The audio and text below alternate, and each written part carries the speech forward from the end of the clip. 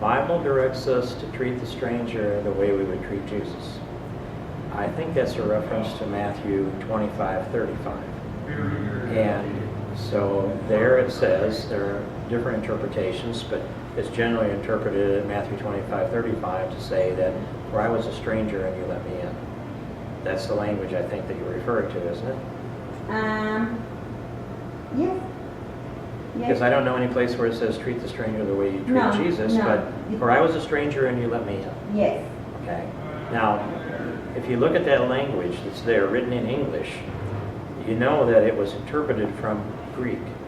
And that section of Matthew, interpreted from Greek, the Greek word for stranger, the Greek word that was used in place of stranger is xanos.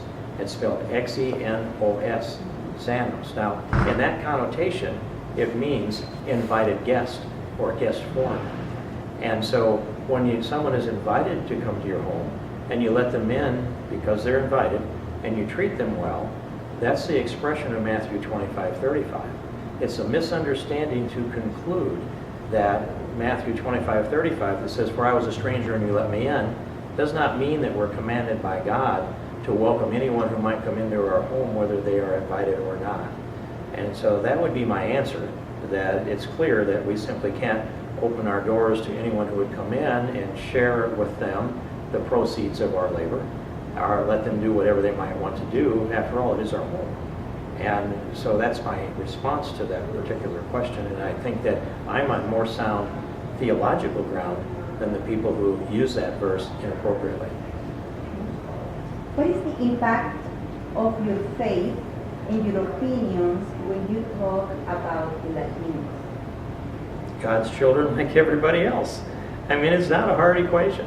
We're all created in His image, and I believe that profoundly. And I think it's a sin for us to advantage or disadvantage anyone based upon their race, their ethnicity, their national origin, their gender, for that matter. And so I don't think that any of us should be doing identity politics.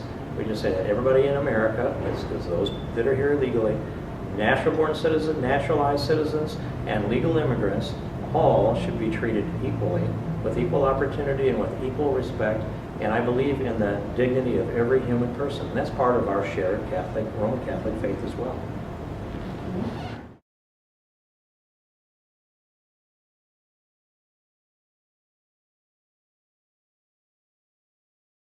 Our bishop, before that statement was released, happened to think that the bishop was traveling at the time, and so this statement may have come out of his office, not having had the benefit of him seeing the full quote of what I had to say.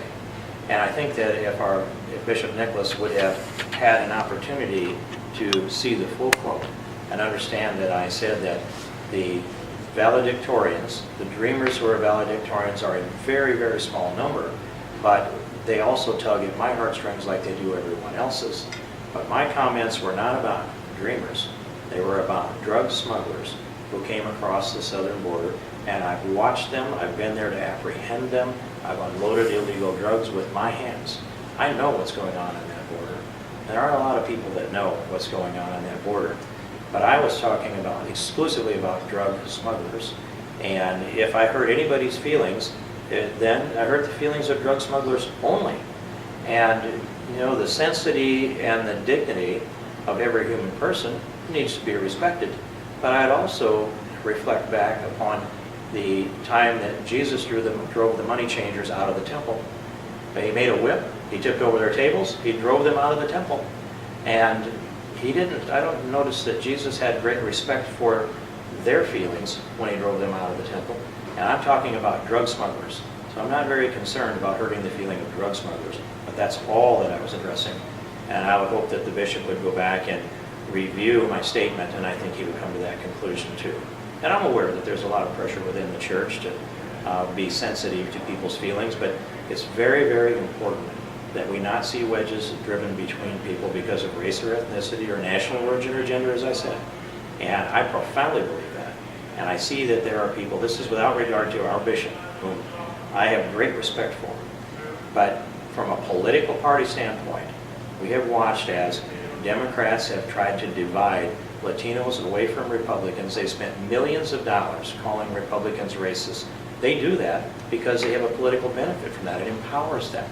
And I think what they're doing with that, when they willfully divide people, when they misinform people and pit them against each other, pit Americans against Americans, I don't think it's not just wrong, it's a sin.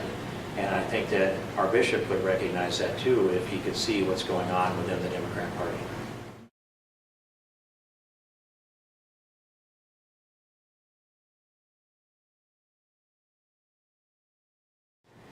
I made a statement about drug smugglers only.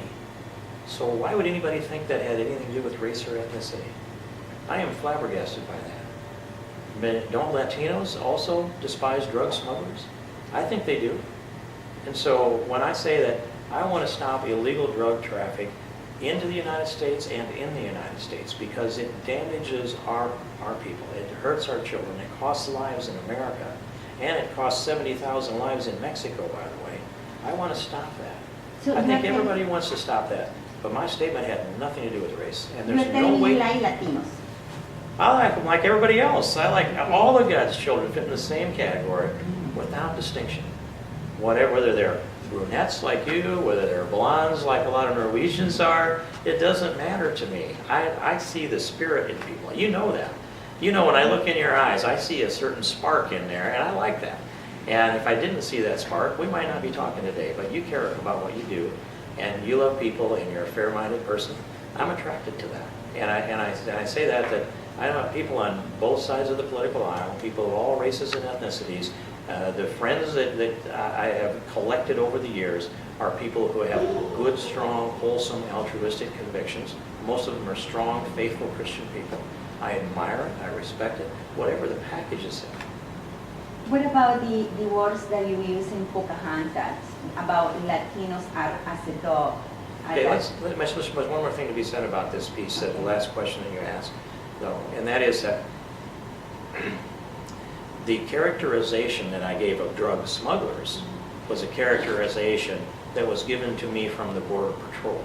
I saw it with my own eyes, I unloaded the drugs with my own hands, but it's not only me. That is the characterization that the Border Patrol gave me, with a little bit of exception. You know, they would say, so that's a part of this answer that you need to hear too.